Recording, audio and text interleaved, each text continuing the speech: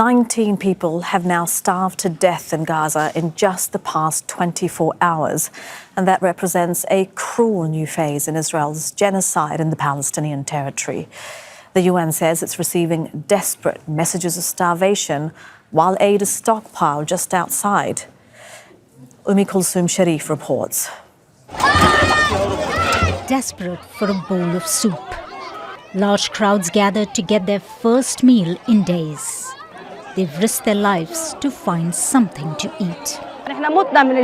We are dying of hunger and we cannot find food or drink, not even water. We drink from the sea and we cannot find food at all. Gaza's health ministry has warned that an unprecedented number of starving citizens are arriving for treatment.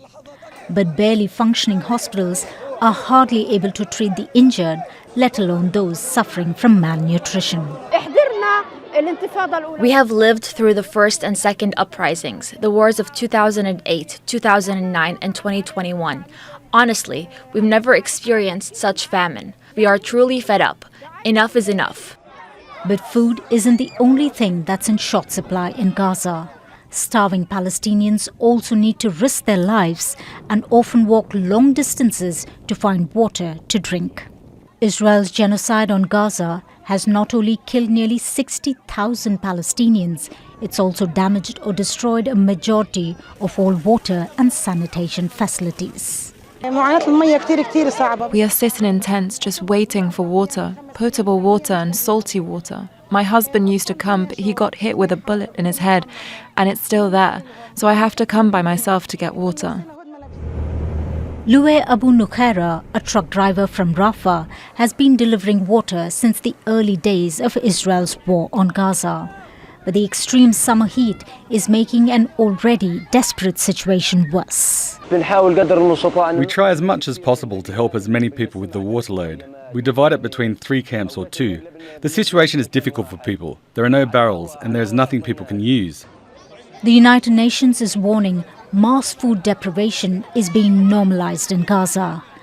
That new normal created by Israel means, with each passing day, more and more people will starve to death.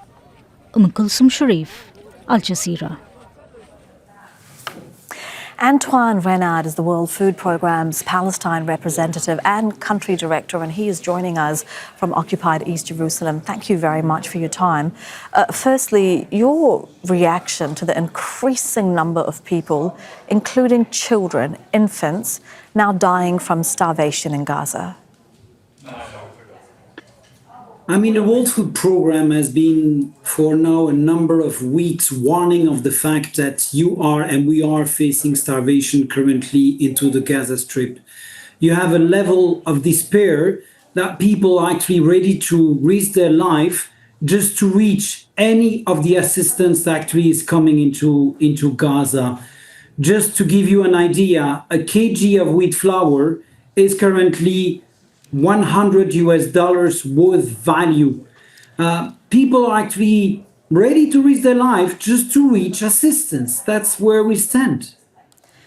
And what is your data showing about the result of this worsening food security situation and the very limited number of food aid that's been entering Gaza since March?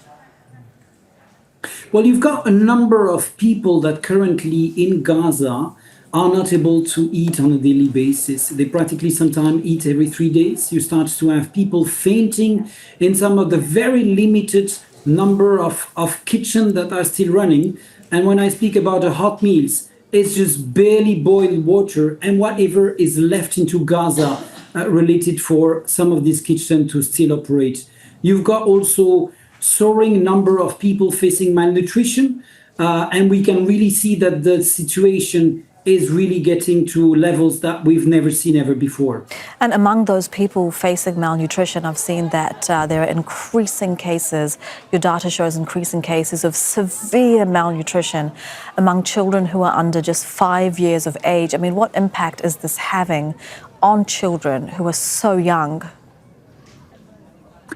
Well, that's exactly why with UNICEF and the World Food Programme, we've been actually pushing very hard that the food and also specific nutrition products are not just standing on the different platforms that are just at the border of Gaza. We need to reach people where they are, but we need also to have proper safe passage for us to reach this population. And I think this is why the advocacy about more crossings, more food getting into Gaza is not what we should speak about. It's about how, as humanitarian, are we able to have safe passage to reach this population. These nutrition goods should not be actually directly taken by people that will just actually try to grab everything that enters with a convoy. We need to reach those that are under 5. We need to reach pregnant and lactating women. We clearly are facing now dire needs for specific nutrition products.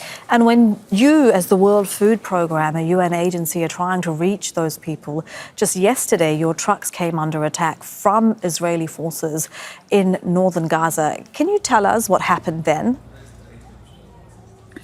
So yesterday the World Food Programme was actually trying to ensure that we could reach the people, as I just explained to you. We were bringing a first batch of 25 trucks that were actually coming from Zikim. It's in the north of the Gaza Strip. And while we were actually moving with the convoys, the moment we actually exited from one of the Israeli checkpoints, massive population actually rushed towards the trucks.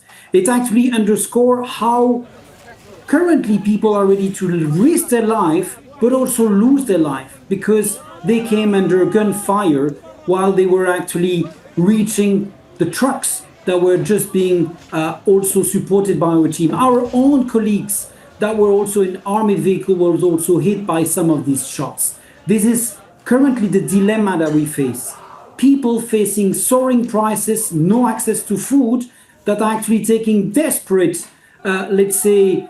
decisions to actually rush to get the food and get under gunfire. And they're paying the highest price for that, for just trying to get food.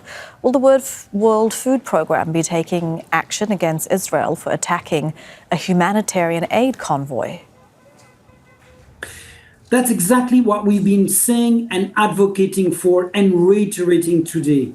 Shooting near any humanitarian missions, convoy, or food distribution must stop immediately. This is totally unacceptable. It is not normal that any civilian, any aid worker could be under any gunfire. This is why we need to plead that we need to get out of this terrible dilemma and reach an agreed ceasefire that is long overdue to allow us to operate in conditions that should actually allow us to reach population. Antoine Renard of the World Food Programme joining us live from occupied East Jerusalem. Thank you very much for your time. We appreciate it. Thanks to you. Make sure to subscribe to our channel to get the latest news from Al Jazeera.